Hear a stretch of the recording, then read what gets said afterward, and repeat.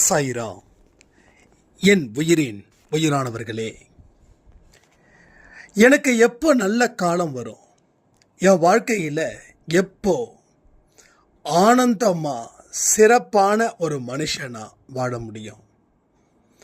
கடந்த காலத்தில் ஏற்பட்ட தோல்விகள் எதிர்காலத்திலையும் பிரதிபலிக்குமா?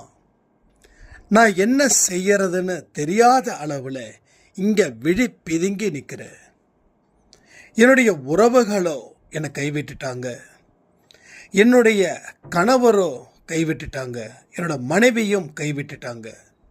எல்லோரும் கைவிட்ட எனக்கு நம்பிக்கை அப்படின்ற ஒரு விஷயம் மட்டும் என் வாழ்க்கையில் வரவே மாட்டேங்குது. நான் என்னென்ன வழிமுறைகளை நான் ஹேண்டில் பண்ணணும்? இந்த ஜென்மம் என் வாழ்க்கையில் எந்த சந்தோஷத்தையும் கொடுக்காதா? நான் இந்த ஜென்மத்தில் வாழணும்னு நினைக்கிறேனே, அப்போ கடவுளுக்கு செய்த ஆரத்தி சச்சரித்தம் இன்னும் பல நல்ல விஷயங்கள் எல்லாமே என் வாழ்க்கையில் பலன் தராதா? இந்த மாதிரியான கேள்விகளுக்கு தான் இந்த பதிவு. இந்த பதிவை முழு மனதுடன் பயபக்தியுடன் இந்த பதிவு எனக்காக என்னுடைய சாயப்பா கொடுத்தாரு.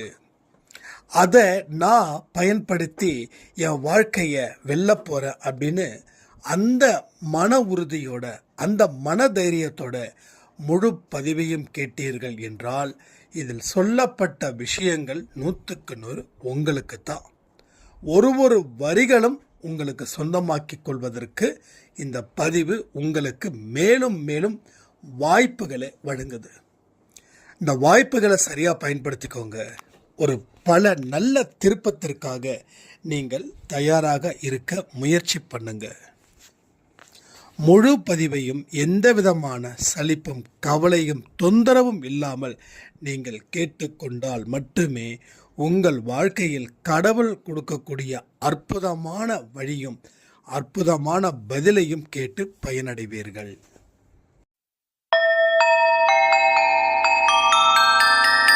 ஓம் சாயிரா சாயிரா, ஓம் சாயிரா சாயிரா, ஓம் சாயிரா சாயிரா, அன்பே சாயிரா, பேரன்பே சாயிரா, அகிலம் தளிக்க ஆத்மா விழிக்க அனுதினம் சாயிரா, எங்கள் அன்பே சாயிரா.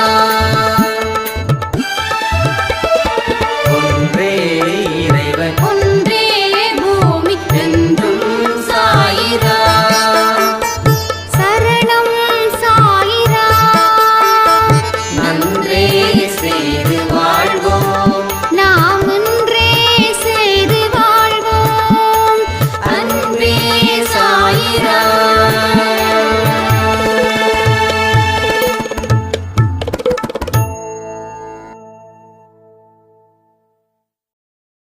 ஸோ ஆழ்ந்த நம்பிக்கையுடன் கேளுங்க, கடவுளுக்கு நன்றி சொல்லுங்க. ஏன்னா கடவுள் தான் உங்களை இங்கே அழைச்சிக்கிட்டு உங்கள் வாழ்க்கையில் இனி என்னென்னலாம் செய்யணுமோ அதை ஒரு குரலாக இங்கே எழுப்பிக்கொண்டே இருக்கிறார். காலம் எப்போ உங்களுக்கு நல்லது செய்ய போகுது அப்படின்னா, உங்க வாழ்க்கையில் நீங்க பல தரித்திரமான வழிகளை கடந்து விட்டீங்க. நம்புறீங்களா? இதுவரைக்கும் பிடிச்ச சனியன்ஸ் எல்லாமே குறையுது. இதுவரைக்கும் ஏன் அந்த சனியனுங்க பிடிச்சது தெரியுமா? கடவுளே உங்ககிட்ட நெருங்க முடியாத அளவில் உங்க வாழ்க்கை இருந்துச்சு. கடவுள் யார்கிட்ட நெருங்குவார் தெரியுமா? அப்போ ஏன் அப்போ நெருங்கலை அப்படின்னா, அந்த அளவில் நம்ம பாவங்கள் நிறைய நிறைய நிறைய செஞ்சோம். ஆனால் இன்னைக்கு பாவங்கள் செய்யலை. ஏன்? எல்லாத்துக்குமே நிறைய கேள்விகள், ஆனால் பதில் இல்லை. ஒரு கேள்விக்கும் பதில்கள் இருந்துச்சுன்னா கேள்விகள் எழாமலே உங்கள் வாழ்க்கையில் நீங்கள் சிறப்பான ஒரு இடத்துல வாழ்ந்திருக்க முடியும். பாவம்னு தெரிஞ்சும் பாவங்களை நிறைய செஞ்சோம். ஆனால் இன்னைக்கு துன்பப்படும் போது நம்மளால பாவம் செய்ய பயப்படுறோம். அப்போ அன்னைக்கு பாவம் செஞ்சோம், பயப்படலை, ஏன்னா அன்னைக்கு துன்பம் வரல. இன்னைக்கு பாவம் செஞ்சோம், பயப்படுறோம், ஏன்னா செஞ்ச பாவத்துக்கு தண்டனை, துன்பத்தை நாம அனுபவிச்சுட்டு இருக்கோம். அப்போ இப்போ உங்க வாழ்க்கையில நல்ல மாற்றத்தை நீங்க ஏற்படுத்தினதால கடவுள் உங்க கூட நெருங்கி நெருங்கி நெருங்கி வந்து கொண்டு இருக்கிறார். ஸோ நெருங்கி வரும்போது நாம நவராம பார்த்துக்கணும். இது ரொம்ப முக்கியம். நிறைய பேர் என்ன பண்றாங்க, நான் பிரார்த்தனை செஞ்சேன் பட் நோ ரிசல்ட். யார் சொன்னா ரிசல்ட் இல்லைன்னு? நீங்க ரிசல்ட் இல்லைன்னு எதை வச்சு கண்டுபிடிச்சிங்க? நீங்க செய்யக்கூடிய தவறு என்ன தெரியுமா? தப்பானவனா இருந்ததால, பாவம் செஞ்சதால தண்டனை அனுபவிச்சிங்க. ஆனா இன்னைக்கு நல்லவனா இருந்து பாவத்தை அனுபவிச்சுக்கிட்டு தண்டனையை கடவுள் ஒரு பக்கம் குறைச்சிக்கிட்டு நீங்க நல்வழி ஏற்படுத்துவதற்கு உண்டான முயற்சிகளை செய்யாம நீங்க உங்க மனசுக்குள்ள ஒரு விதமான தீர்ப்பை, ஒரு விதமான முடிவை எடுத்து நீங்க விலகி நிற்கிறீங்க. இதான் உண்மை. சரி, எவ்வளவு நாள் என் பிரச்சனை தீரும் அப்படின்னா, எவ்வளவு நாள் நீங்க நம்பிக்கையோட இருக்கீங்களோ அந்த அளவுக்கு பிரச்சனைகள் தீரும். அடிக்கடி நம்ம டிஸ்டர்ப் பண்ணிக்கிட்டே இருக்கோம் நம்ம மைண்டுக்குள்ள ஏதாவது சில விஷயங்கள் விதைச்சது. ஏன்னா நிறைய விஷயங்கள் நம்ம விதைச்சிருக்கோம், நிறைய விஷச்செடி விதைச்சிருக்கோம். அதை ஒவ்வொன்றா தான் பிடுங்க முடியும், அத்தனையும் ஒரே நேரத்தில் பிடுங்க முடியாது. ஸோ ஒவ்வொரு செடியாக தான் பிடுங்க முடியும். பிடுங்க பிடுங்க வளர்ந்துக்கிட்டே இருக்குதா? எஸ். அப்போ நாம் அதை சரி பண்ண முயற்சிகள் செய்யணும். நாம் சொல்லக்கூடிய எத்தனையோ மார்க்கத்தில் ஏதாவது ஒரு மார்க்கத்தை நீங்கள் ஃபாலோ பண்ணீங்கன்னா விஷச்செடி மீண்டும் மீண்டும் மீண்டும் பெருகாது, இல்லைன்னா பெருகிக்கிட்டே இருக்கும். நல்லதை தொடர்ந்து செய்யணும். ஒரு சாய்ராம் சொன்னாங்க, நான் நல்ல விஷயத்தை நிறைய செஞ்சேன், ஆனால் எப்படி செய்ய மறந்துன்னு தெரியல, இப்போ மறுபடியும் எனக்கு பிரச்சனைகள் ஸ்டார்ட் ஆகுது. இப்போ அன்பை சாயில் நிறைய பேசுகிறேன், யார பொய்யா?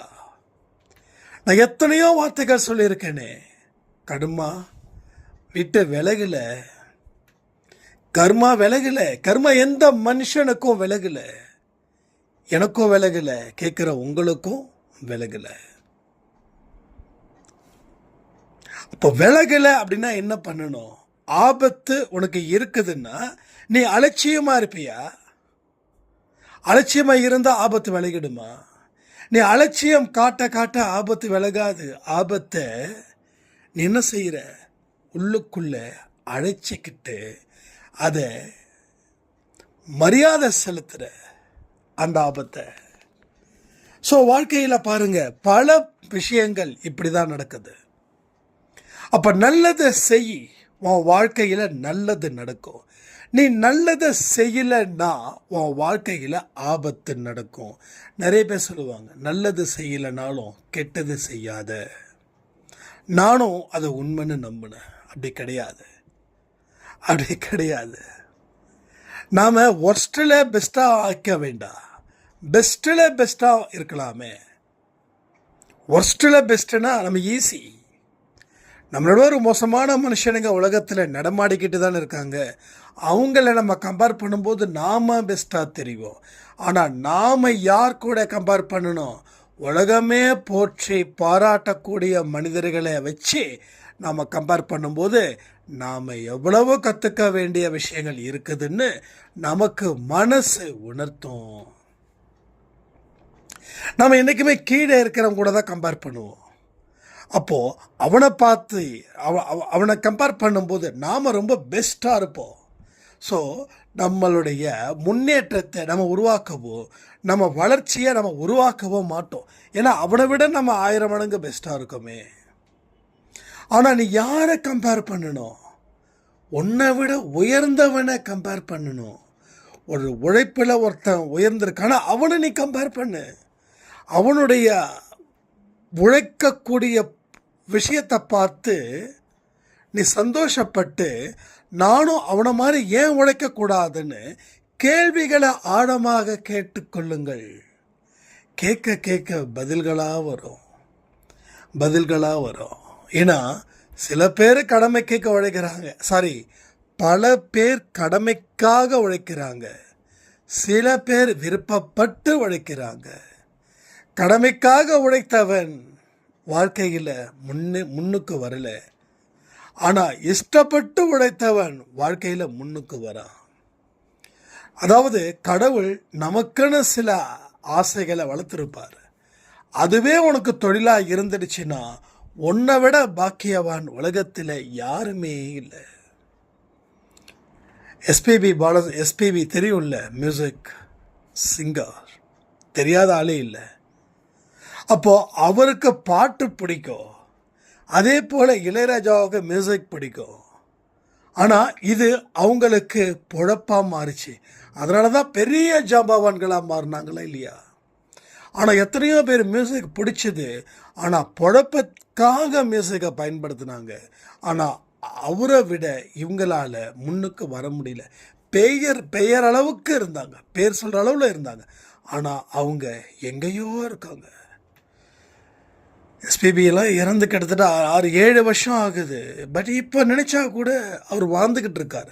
ஒரு பாடலை எப்படியாவது ஏதாவது ஒரு வகையில் கேட்குறோம். ஏன் சொல்கிறேன்னா, இஷ்டப்பட்டு உழைச்சிப்பார். வாழ்க்கையில் பெரிய பெரிய பெரிய பெரிய சரித்திரத்தை நீ படிப்ப. ஆனால் வேறு வழி இல்லாமல் சலிப்பாடாக உழைச்சிப்பார். நீ எங்கே நிற்கிறியோ அங்கே தான் நிற்ப. கடைசியில் தெரியும் வாழ்க்கையில் எல்லாத்தையுமே எழுந்துட்டோன்னு. ஸோ ஆர்வம் இருந்தால் தான் வாழ முடியும். ஆர்வம் இல்லாத ஜென்மங்கள் வாழவே முடியாது. நல்லா நோட் பண்ணிக்கோங்க. எப்போ இந்த ஜென்மம் சரியாக சந்தர்ப்பம் கிடைக்கும் காத்திருக்கீங்களே, உங்களுக்கு கிடைக்கலன்னு யார் சொன்னா? அப்போது வாழ்க்கையில் ஆர்வமான மனிதர்களா நீங்கள் இல்லை. நான் அடித்து சொல்கிறேன், இந்த மாதிரி கேள்விகள் வைக்கிறவங்களுக்கு வாழ்க்கையில் ஆர்வம் இல்லை. அவங்க ஏதோ ஒரு இடத்துல களைப்படைஞ்சிட்டாங்க. இதுதான் உண்மை. ஆனால் எல்லாருக்குமே ஆர்வம் இல்லையா? அதே தெரிஞ்சுக்கணும்ல. அதான் நான் சொல்கிறேன், கேள்விகள் மேலே கேள்விகள் கேளுங்களேன். அப்போ ஆர்வம் இல்லையா? யார் சொன்ன ஆர்வம் இல்லைன்னு? ஆர்வம் இருக்குது. யாராவது மரணத்தை நேசிப்பானா? இந்த இடத்துக்கு போனால் உயிர் போயிடுன்னு சொன்னால் போவானா? இப்போ வாழ்க்கையில் ஆர்வம் இல்லாதவன் யாராவது ஒருத்தங்க சொன்னாங்கன்னா அவன் அந்த இடத்துக்கு போனால் என் உயிர் போயிடும் அப்படின்னா அங்கே போவான். அங்கே போகிறவன் வாழ்க்கையில் ஆர்வம் இல்லைன்னு அர்த்தம். ஆனால் அங்கே போக மாட்டான். அப்போ வாழ்க்கை வாழணுன்ற ஆசை இருக்குது. வாழணுன்ற ஆசை இருக்குது. ஆனால் வாழ தெரியல. அதனால் வாழ்க்கையில் தோல்வி வருது. தோல்வி இருக்கிறதால அந்த ஒரு வெறுப்பில் நமக்கு வாழ ஆசை இல்லைன்னு பேசிகிட்டு இருக்கோம். ஆனால் எல்லோருடைய மனசிலும் வாழ்க்கை வாழ்வதற்கு ஆசைப்படுகிறார்கள். இதுதான் உண்மை.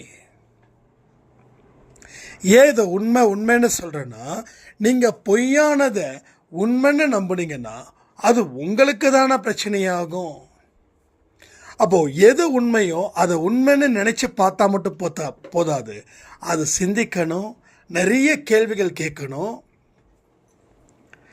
அதற்குரிய பதில்களை பெறணும். இப்போ பதில்கள் கிடைக்கும்போது நமக்கு ஃபேவராக இருக்கக்கூடாது. நான் ஃபேவர் அப்படின்னா ஒரு தப்பானதை கூட நமக்கு ஃபேவராக இருக்கிறதால அது சரி அப்படின்ற கண்ணோட்டத்தில் பார்த்தா நம்ம வாழ்க்கை தப்பாக போயிடுமே.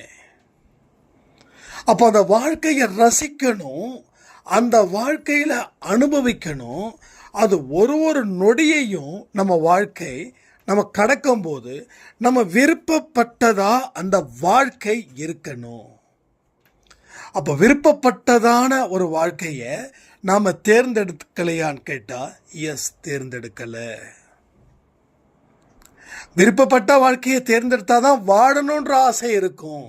அப்போ விருப்பப்பட்ட வாழ்க்கையை தான் தேர்ந்தெடுத்தோம், ஆனால் எதிர்பார்த்தது போல வாழ்க்கை அமையலைன்னா அது யார் தப்பு? அப்போ யார் தப்பு அது? சரி, அப்போ வாழ்க்கை தப்பான ஒரு கட்டத்தை நோக்கி நகருது. அப்போ ஆரம்பத்திலேயே அதை சரி பண்ணாமல் விட்டது யார் தப்பு? இப்போ அதை சரி பண்ணலை, அது எக்ஸ்ட்ரீமாக போயிடுச்சு. இப்போ நாம் கண்ணீர் விட்டு அழுதுகிட்டு இருக்கோம்.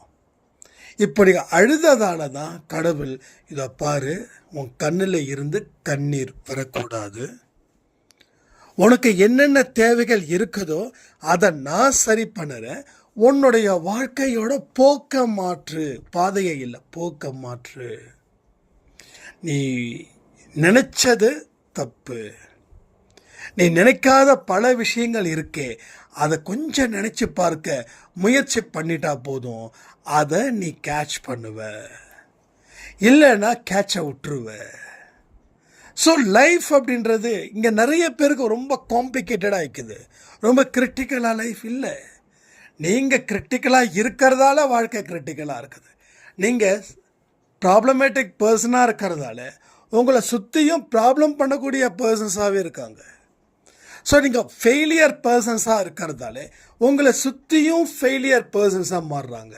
ஸோ நீங்கள் தான் உங்கள் வாழ்க்கை சூழ்நிலையை தீர்மானிக்கக்கூடிய ஒரு பெரிய சக்தியாக நீங்கள் இருக்கீங்க அப்படின்னா நம்புறது ரொம்ப கஷ்டமாக இருக்கு.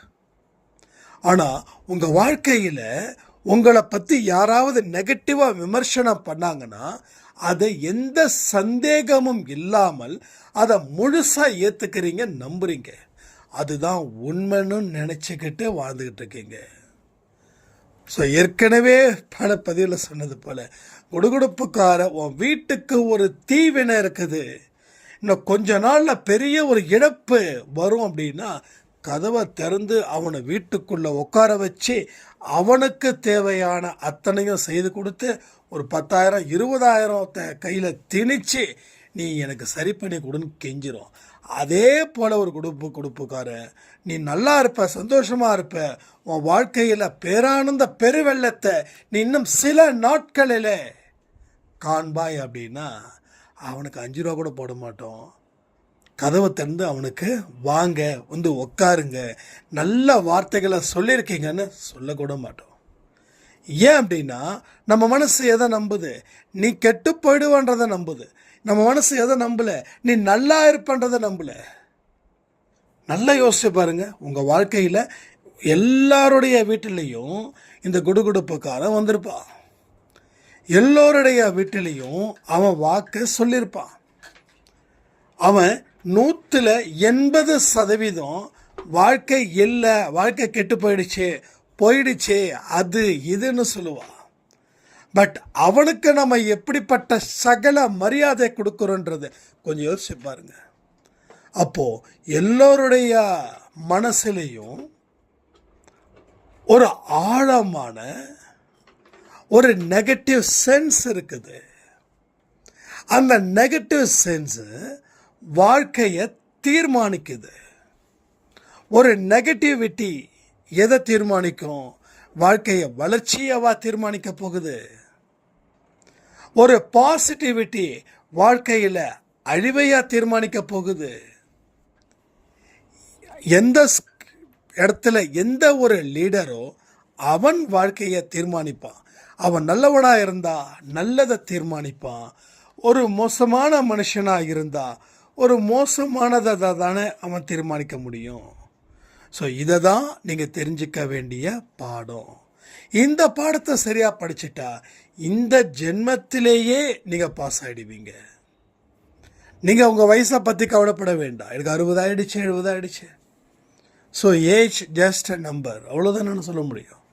உன்னோட அனுபவம் தான் உன் வாழ்க்கை, உன்னோட அனுபவம் தான் உனக்கு தேவையே தவிர உன்னோட வயசு இதென்ன கவர்மெண்ட் ஆஃபீஸா சீனியாரிட்டி பிரகாரம் வந்து சீனியர் ஆகிறது. ஸோ நோ வே.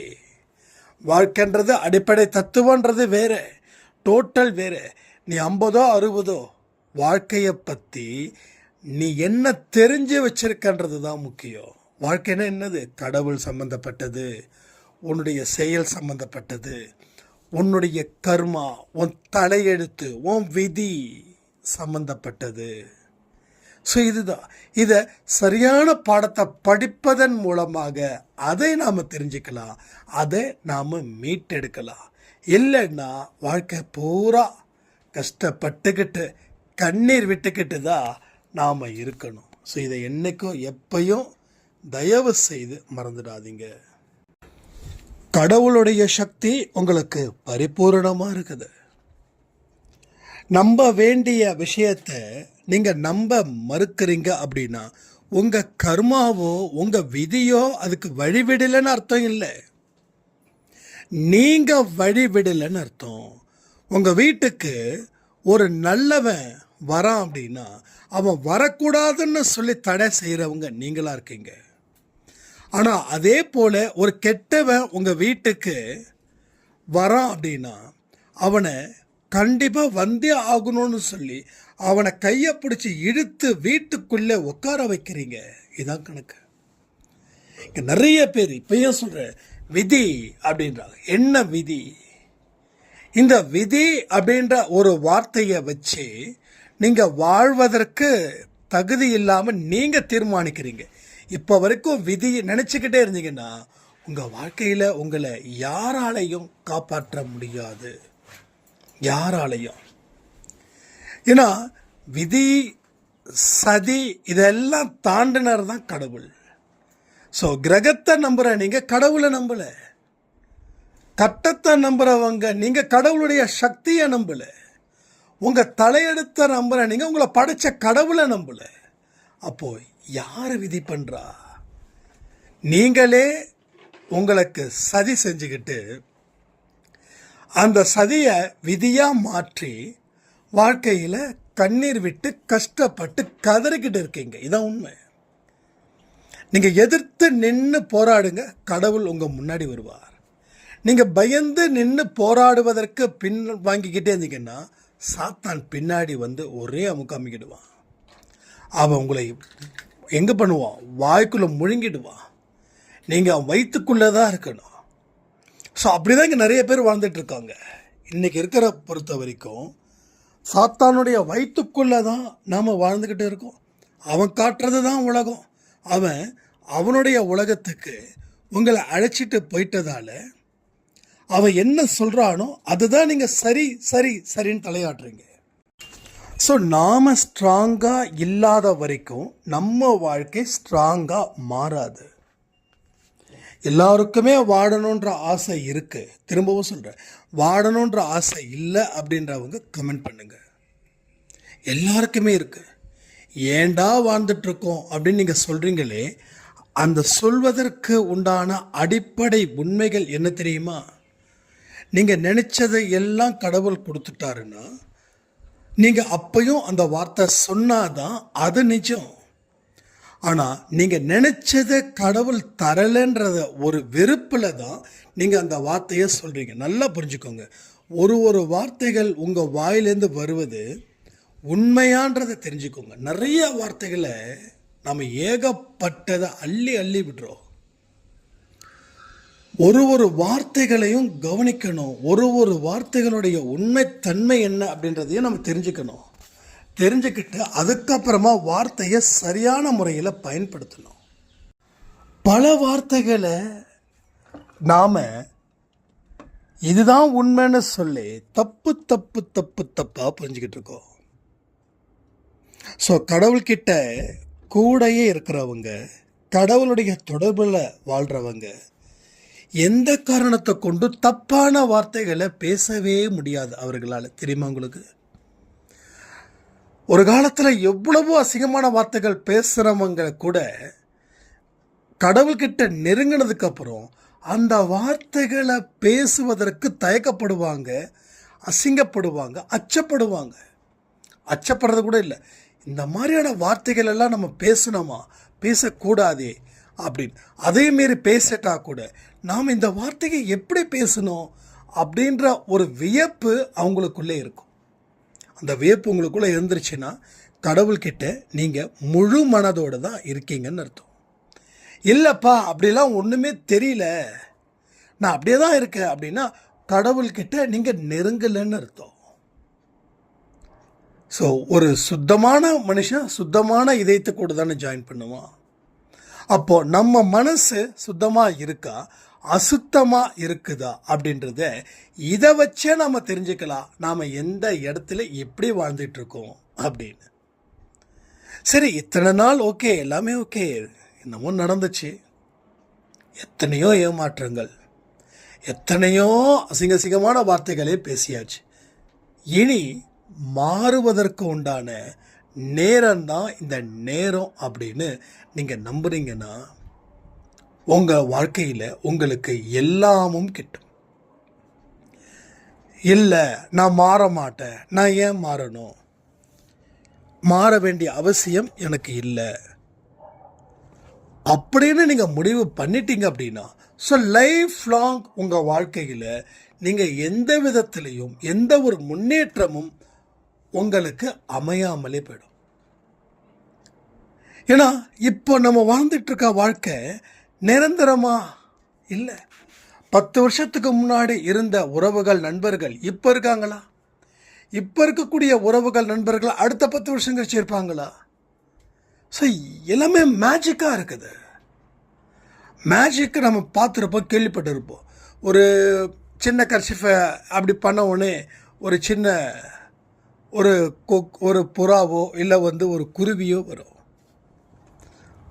ஆனால் இங்கே என்ன நடக்குதுன்னா, அதை விட பெரிய மேஜிக் நம்ம ப்ராக்டிக்கலாக பார்த்துட்ருக்கோம். இதெல்லாம் எப்படி, என்ன ஏதுன்னு நினச்சி பதில் வர்றதுக்கு முன்னாடியே இன்னொரு மேஜிக் நடக்குது. ஸோ நம்ம லைஃபே மேஜிக். நம்ம ஏன் மேஜிக் ஷோ பார்க்கணும்? நாமளே மேஜிக்கில் தான் இருக்கோம், நாம ஏன் மேஜிக் ஷோ பார்க்கணும்? ஸோ நல்லா புரிஞ்சுக்கோங்க, உங்கள் வாழ்க்கையை புரியாத வரைக்கும் தான் உங்களுக்கு இந்த கஷ்டம். ஒன்ஸ் புரிஞ்சிடுச்சு வாழ்க்கை அப்படின்னா நீங்கள் உச்சத்தில் மட்டும்தான் இருப்பீங்க, கஷ்டத்தில் இருக்க மாட்டீங்க. இப்போ வரைக்கும் நான் கஷ்டத்தில் தான் இருக்கேன்னா, எஸ், வாழ்க்கையை புரிஞ்சிக்கல.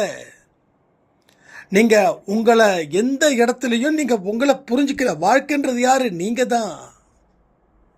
மற்றவங்க என்னை புரிஞ்சுக்கலன்னு ஃபீல் பண்ணுறோம், ஆனால் என்ன நான் புரிஞ்சிக்கலன்னு ஃபீல் பண்ணியிருக்கீங்களா என்னைக்காவது? உங்களை நீங்கள் புரிஞ்சுக்கிட்டீங்கன்னாவே எல்லா ப்ராப்ளமும் சால்வ்டு. உங்களை புரிஞ்சிக்காத வரைக்கும் உங்களுக்கு கஷ்டங்கள் நிரந்தரம். உங்களை புரிஞ்சுக்கிட்டீங்கன்னா சந்தோஷம் மட்டும், நிம்மதி மட்டும் நிரந்தரம். அதை தாண்டின எந்த விஷயமும் இல்லை. அப்போ ஒரு பொழுதையும் நாம் எதை தீர்மானிக்கக்கூடியவர்களாக இருக்கணும்னா, நாம் நம்மளை தீர்மானிக்கக்கூடியவர்களா, நாம் நல்ல வாழ்க்கையை வாழக்கூடியவர்கள் தான். அதற்கு எந்த இடத்துலையும் தகுதி குறைந்தவன் நான் இல்லை அப்படின்ற ஒரு விஷயத்தை நீங்கள் கையில் எடுங்க. நான் நேற்று ஒரு பதிவு கொடுத்தேனே, 10 வருஷத்துக்கு அப்புறமும் துன்பங்கள் அப்படி தான் இருக்குன்னு ஒரு சாய்ராம் ரொம்ப அழுது ஒரு ஆடியோ கொடுத்தாங்க. போன வருஷம் நான் அவ்வளோ சந்தோஷமாக இருந்தேன். 2016 2026 எனக்கு துன்பம் மட்டும்தான் நிரந்தரம். அந்த பதிவில் சொல்லப்பட்டது அத்தனையும் எனக்காகவே இருந்துச்சு. அப்போ 2016 அவங்க எப்படி இருந்தாங்க? வாழ்க்கையில் நிறைய தப்பு, ஏகப்பட்ட தப்பு, 1 இல்லை 2 இல்லை. ஸோ மனுஷன் தண்டனையை அனுபவிக்காத வரைக்கும் பாவம் செஞ்சுக்கிட்டே இருக்கான். ஆனால் ஒன்ஸ் அவன் தண்டனையை அனுபவிக்க வேண்டிய காலம் கடவுள் கொடுக்கும்போது தான் பாவத்தை பார்த்தே பயப்படுறான். பாவம்னு ஒன்று இருக்குது, புண்ணியம்னு ஒன்று இருக்குது. பாவம் செய்தால் கடவுள் தண்டிப்பார், புண்ணியம் செய்தால் கடவுள் வாழ வைப்பார்ன்றது எப்போ தெரியுது? அவன் தண்டனை காலத்தில் தான் தெரியுது. நல்லா ஏசியிலே வாழ்ந்துட்டுருக்கிறவன், ஏசி காரில் போகிறவன், ஹாப்பியாக இருக்கிறவனுக்கு டே பாவம் செய்யாதடனா ஸ்டூபிட் வாய மூடுறான்னு எம்ஆராத மாதிரி பேசுவான். ஆனால் அவனுக்கு தண்டனை காலத்தில் தான் பாவம் செய்யாதனா, ஐயோ சாமி செய்ய மாட்டேன் சாமி, இனிமேல் பாவமே செய்ய மாட்டேன் சாமி, பண்ண பாவத்துக்கு நான் எந்த பக்கம் போய் மாட்டிக்கிறதுன்னு தெரியல அப்படின்னு. அப்போ நம்ம வாழ்க்கையில் இன்னைக்கு இருக்கக்கூடிய சந்தோஷம் பாவத்தின் மூலமாக பெறப்பட்டதா, புண்ணியத்தின் மூலமாக பெறப்பட்டதா? பாவத்தின் மூலமாக பெறப்பட்ட துன்பம் அப்படின்னா உறுதியாக ஒரு எச்சரிக்கையோடு சொல்கிறேன், அதை நிறுத்திடுங்க. இல்லை எனக்கு நான் சந்தோஷமாக தானே இருக்கேன் அப்படின்னு நினைக்க வேண்டாம். கருப்பு முடி வெள்ளையாக நரைக்குதா இல்லையா? அது ஒரு மேஜிக்கா இல்லையா? 20-25 வயசில் இருக்கக்கூடிய தோல் 60-70 ஆன சுருங்குதா இல்லையா? மேஜிக்கா இல்லையா? 20 வயசில் 6-7 தோசை சாப்பிட்ட நம்ம கிட்டத்தட்ட 60-70 போகும்போது 2 தோசைக்கு மேலே சாப்பிட முடியல, அது உண்மையா இல்லையா? ஸோ அதே போல தான் எதுவுமே நிரந்தரம் இல்லை. இதை புரிஞ்சுக்கிட்டாவே வாழ்க்கையில் சந்தோஷமும் பேரின்பமும் சமாதானமும் நிம்மதியும் உங்கள் வாழ்க்கையில் வரும்னு சொல்லி இந்த பதிவை நான் முடிக்கிறேன். ஸோ நைட்டு 10 மணிக்கு லைவ் இருக்குது, மறக்காமல் எல்லோரும் அட்டன் பண்ணுங்கன்னு சொல்லி இந்த ஆடியோவை நான் முடிக்கிறேன். ஜெய் சாய்ராம்.